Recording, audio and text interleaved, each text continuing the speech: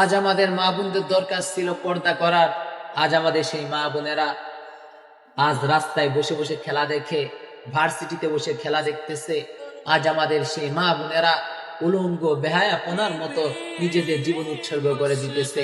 আজ খেলার জন্য একই জায়গায় ছেলে মেয়ে উভয়ে নাচানাচি করতেছে, লাফালাফি করতেছে, চিৎকার দিতেছে। হায় আফসোস, কই গেল আমাদের সেই আত্মমর্যাদা? কোথায় গেল আমাদের সেই আত্মগৌরব? কোথায় গেল আমাদের সেই মা বোনদের ইজ্জত? কোথায় গেল নিজেদের সেই সম্মান? আজ নিজেদের সম্মান নিজেরা বিলীন করে দিতেছে আমাদের মা বোনেরা। যেখানে মা বোনদের কথা ছিল ঘরের মধ্যে থাকবে, মা বোনদেরকে কোনো পুরুষ মানুষ দেখতে পারবে না, আজ আমাদের সেই মা বোনেরা বেহায়াপনার মতো, মাথায় কাপড় নেই, বুকে ওড়না নেই, রাস্তা দিয়ে চলাফেরা করতেছে। আজ আমাদের সেই মা বোনেরা খেলার জন্য সারা রাত্র জেগে জেগে যুবকদের সাথে বসে খেলা দেখতেছে। কি বলবো দুঃখের কথা, আমার মসজিদের পাশেই তো দেখা যায় ছেলেও খেলা দেখতেছে, মেয়েও খেলা দেখতেছে, বাবাও খেলা দেখতেছে, মাও খেলা দেখতেছে। সবাই একই সাথে গেঞ্জি গায়ে দিয়া, আহারে যুবতী মেয়ে 16 বছর, 17 বছর, 18 বছর, 20 বছর হয়ে গেছে, মেয়ের বডি ফিগার সব দেখা যাইতেছে। একটা গেঞ্জি, টাইট গেঞ্জি, ফিটফাট গেঞ্জি গায়ে দিয়ে রয়েছে। তোমার মতো বাবার মুখে লাথি মারার দরকার ছিল, তোমার মতো বাবার মুখে থুতু মারার দরকার ছিল, তোমার মতো বাবাকে বাবা বলে পরিচয় দেওয়াটা এই সমাজের লাঞ্ছনা।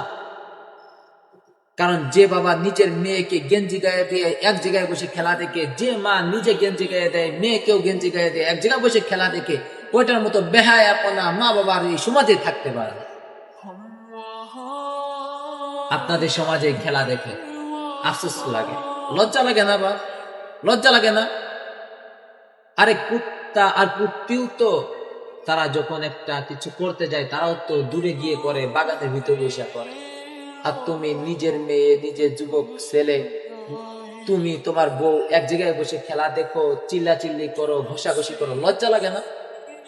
বেহায়া কথাকার। এই সমস্ত বাবা মা সর্বপ্রথম যাবে জাহান্নামে। কাল কিয়ামতের ময়দানে এই সন্তানেরা আল্লাহর কাছে বিচার দিবে, আল্লাহ আমার মা বাবা আমাদেরকে দ্বীনি সঠিক শিক্ষা দেয় নাই, দ্বীনি ইলম শিক্ষা দেয় নাই। আল্লাহ আমরা যেটা করেছে আমাদের মা বাবা সেটা আমাদেরকে সমর্থন করছে। ওগো আল্লাহ, আমাকে জাহান্নামে দেওয়ার আগে আমার মা বাবাকে আমার পায়ের নিচে দেন, আমি আমাদের মা বাবাকে পায়ের নিচে পিষে তারপর আমি জাহান্নামে যাব। আজকে আমাদের বোনদেরকে স্কুলে, কলেজে, ভার্সিটিতে পাঠাই, ঢাকা বিশ্ববিদ্যালয়, জাহাঙ্গীরনগর, এরকম অনেক কলেজ আছে, ভার্সিটি আছে, ইউনিভার্সিটিতে আছে, যেখানে ছেলে মেয়ে উভয়ে সারা রাত্র জেগে জেগে খেলা দেখতেছে। ফজরের নামাজের কোনো খবর নাই। কোন পাশ দিয়ে ফজর গেল, কোন পাশ দিয়ে জোহর যাইতেছে, কোন পাশ দিয়ে আসর যায়, কোন পাশ দিয়ে মাগরিব যায়, কোন পাশ দিয়ে ঈশা যায়। আহার আল্লাহর জমিনে থাকে, অথচ আল্লাহর কথাই স্মরণ করে না।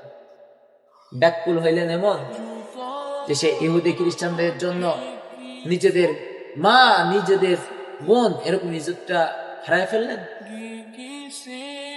যেখানে একজন স্ত্রীকে দেখা পর্যন্ত হারাম ছিল, একটা মেয়েকে দেখা পর্যন্ত হারাম ছিল, আর সেই মা বোনরা নিজেরা নিজেদের চেহারা প্রদর্শন করতেছে, চেহারা সবার সামনে তুলে ধরতেছে কে কতটা সুন্দর। আর এমন এমন বাক্য ব্যবহার করে যেন তারা প্রতি তালায় যেসব মেয়েরা থাকে তার থেকে বেশি নিকৃষ্ট। আল্লাহ আমাদের সব মা বোনদেরকে হেদায়েত দান করুন, সকলে বলে আমিন।